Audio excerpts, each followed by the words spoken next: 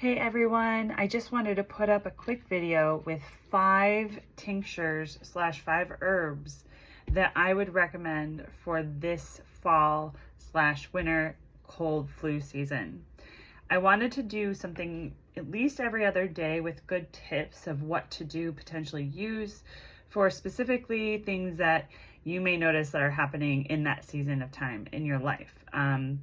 So for example, what I notice is allergies. This is allergy season, and so I know that cold and flu season is coming upon us very soon, already here. Kids are back to school, lots of germs being passed.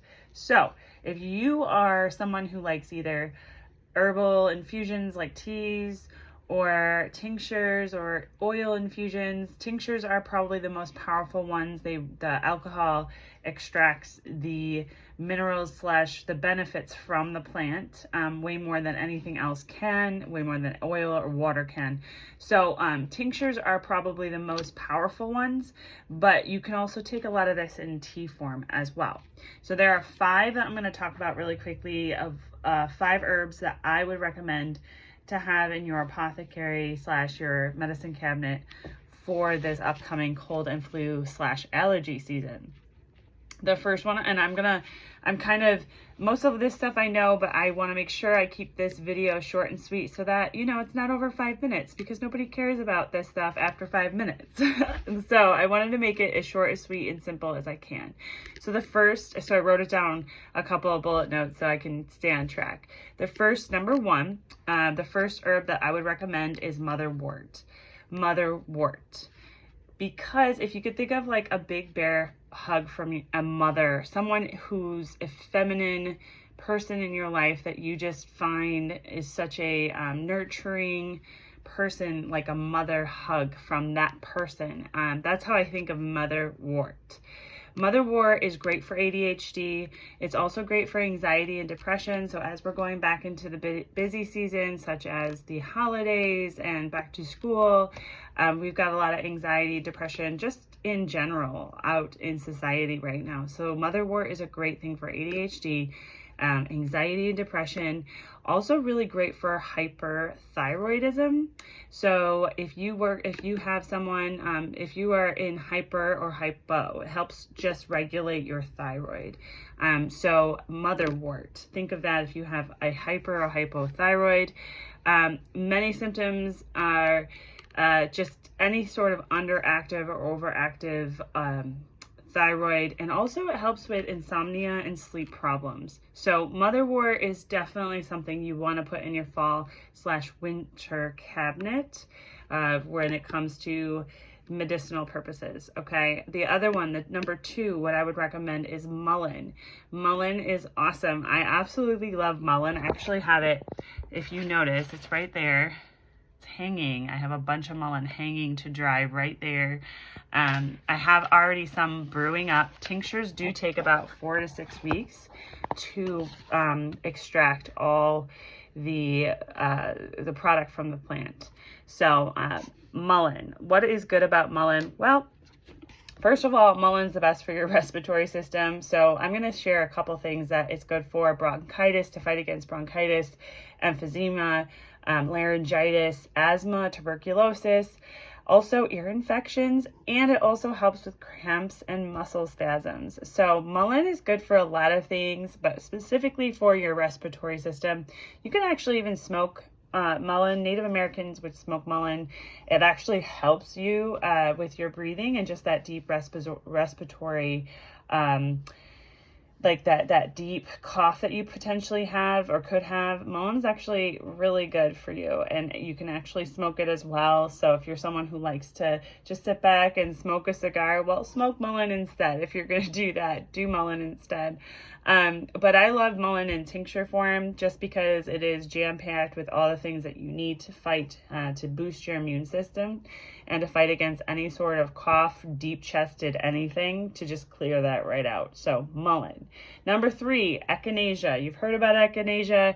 Echinacea is the best when it comes to the colds and the flus, fighting the colds and the flus. I love echinacea in tincture form. You can take a lot of different echinacea a lot of different ways. vitamins. They've got it all out there.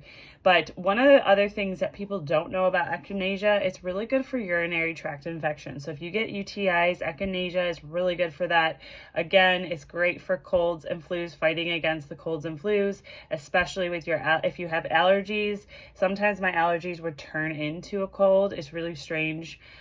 Just all that mucus, all that congestion. So Echinacea is really good to start taking when you feel those symptoms coming on. Also, Echinacea is an antibiotic, antifungal, antiviral, and it stimulates the immune system. So taking it, you don't want to take it every day, but when you do notice cold and flu symptoms coming on, definitely start taking it. It has a modulating effect on one's body, natural immune system. So it raises the body's resistance to fight bacteria and viral infections by stimulating your immune system. So it is actually really good to start taking, especially right now, as we are going to be starting to fight a lot of these cold and flus that are going to go around. The last one, so that was number 4, right? Motherwort, nope, that was number 3. So, second to last one, so number 4 would be elderberry. As you guys know, some of you guys have been following me. I love elderberry. I love elderberry syrup. I'd also recommend it in a tincture form. It fights against the cold and flu. And also, the tincture itself, so I wrote this down so I don't forget. If you use it, so you use it once a day as, you know, preventative to fight against the flu and the cold season. Or during travel. That's also another great time to take elderberry, which maybe Echinacea too. I mean, a lot of these things are really beneficial for you. And honestly, it's kind of like if I were to ask you how much broccoli should you eat at dinner? You know, broccoli is kind of like each individual person. If you don't like broccoli, fine, whatever. Think of another vegetable. But everybody, it's kind of like up to that person how much vegetables they like to eat at their dinner time, how hungry they are. So herbs are the same. Yet you definitely want to consult with your doctor if you've got some, or if you're pregnant or something like that. Definitely want to consult with them. But I will say that herbs they're not a one size fit all. So, you know, there's no like actual real dosing to give somebody. You kind of need to play with it. But what I have read up on is that elderberry, if you took it 3 times a day, as you notice symptoms of cold or flu coming on, you can take it up to 3 times a day. But during this time, what I do is I take it occasionally. I don't feel any symptoms, but I do take it maybe once or twice a week. Starting like last week when the temperature just dropped. It's just different, you know, it feels fall. I feel ready to start taking my elderberry and making my elderberry syrup. But I do recommend, again, elderberry in tincture form.